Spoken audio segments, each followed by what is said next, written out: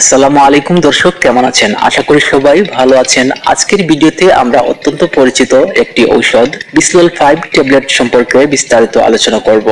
এই বিসলল এর মূল জেনেরিক নাম হচ্ছে বিসোপ্রোলল ফিউমারেট। তো আজকের ভিডিওতে আমরা জানব বিসলল 5 বা বিসলল 2.5 এর মূল কাজ কি, এর সাধারণ ও মারাত্মক পার্শ্ব প্রতিক্রিয়াগুলো কি কি, গর্ভবতী মায়েরা বা স্তনদানকারী মায়েরা এটি খেতে পারবে কি না, এবং এটি সেবনের সঠিক নিয়ম ও সতর্কতা বিস্তারিত সবকিছু জানতে পারবো আজকের এই ভিডিওতে। তো ভিউয়ার্স, পুরো বিষয়টি জানতে ভিডিওটি শেষ পর্যন্ত না টেনে দেখুন। আর যদি ভিডিওটি আপনার একটু উপকারে আসে তাহলে একটি লাইক করে আমার চ্যানেলটি সাবস্ক্রাইব করে রাখুন, তাহলে ঔষধ সম্পর্কে নতুন নতুন তথ্য আপনি পেয়ে যাবেন। চলুন প্রথমে জেনে নেওয়া যাক চিকিৎসকরা সাধারণত কোন কোন রোগের জন্য এই বিসলল ঔষধটি দিয়ে থাকেন। উচ্চ রক্তচাপ, এটি রক্তনালীকে শিথিল করে এবং হৃদস্পন্দনকে নিয়ন্ত্রণ করে উচ্চ রক্তচাপ কমাতে সাহায্য করে। অ্যানজিনা বা বুকে ব্যথা, হৃৎপিণ্ডে রক্ত ও অক্সিজেনের অভাবজনিত কারণে যে বুকে ব্যথা হয় তা প্রতিরোধে এটি চমৎকার কাজ করে থাকে। হার্ট ফেলিওর, মাঝারি থেকে তীব্র হার্ট ফেলিওর রোগীদের ক্ষেত্রে হৃৎপিণ্ডের কার্যক্ষমতা বাড়াতে চিকিৎসকরা এটি প্রেসক্রিপশন করে থাকেন। অনিয়মিত হৃদস্পন্দন, যাদের হার্টবিট স্বাভাবিকের চেয়েও অনেক বেশি বা অনিয়মিত, তাদের হৃদস্পন্দন নিয়ন্ত্রণে রাখতে এটি ব্যবহার করা হয়।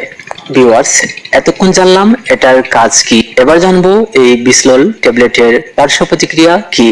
যে কোনো ঔষধেরই কিছু না কিছু পার্শ্ব প্রতিক্রিয়া থাকতে পারে, তেমনি বিসলল 5 এর ক্ষেত্রেও কিছু সাধারণ এবং কিছু বিরল পার্শ্ব প্রতিক্রিয়া দেখা দিতে পারে। সাধারণ পার্শ্ব প্রতিক্রিয়ার মধ্যে যা দেখা দিতে পারে: অতিরিক্ত ক্লান্তি বা দুর্বলতা অনুভব করা, মাথা ঘোরানো বা মাথা ব্যথা হওয়া, হাত ও পা অতিরিক্ত ঠান্ডা হয়ে যাওয়া, বমি বমি ভাব বা পেটের সমস্যা। তাছাড়া গুরুতর কিছু পার্শ্ব প্রতিক্রিয়া আছে যা হলে খুব দ্রুত ডাক্তারের পরামর্শ নিতে হবে, যেমন হৃদস্পন্দন বা হার্ট রেট অতিরিক্ত কমে যাওয়া, শ্বাসকষ্ট হওয়া বা হাঁপানির সমস্যা বেড়ে যাওয়া, অতিরিক্ত মাত্রায় রক্তচাপ কমে গিয়ে মাথা ঘুরে পড়ে যাওয়া। এরকম সমস্যা হলে আপনি ডাক্তারের সাথে অবশ্যই পরামর্শ করে নেবেন। এখন আসি সবচেয়ে গুরুত্বপূর্ণ প্রশ্নে: কারা এটি খেতে পারবেন আর কারা খেতে পারবেন না।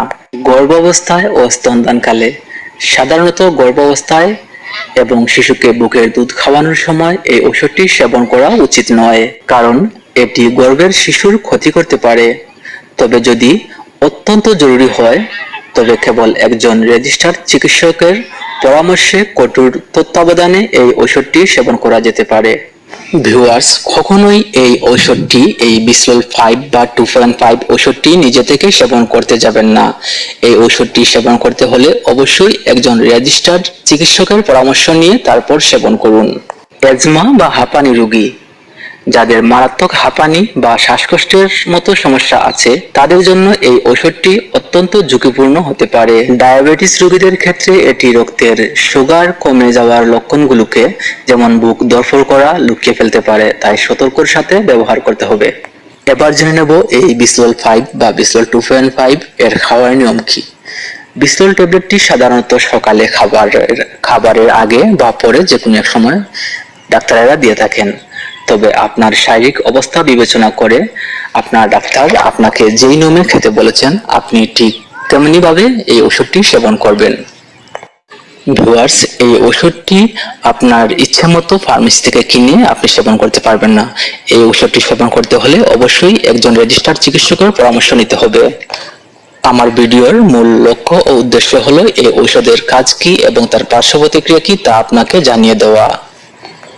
ভিডিওটি ভালো লাগলে একটি লাইক করে আমার এই ছোট্ট চ্যানেলটি সাবস্ক্রাইব করে দিবেন, তাহলে ঔষধ সম্পর্কে বিভিন্ন তথ্য আপনি জানতে পারবেন। ধন্যবাদ, দেখা হবে আবারও নতুন কোনো ঔষধের ভিডিও নিয়ে।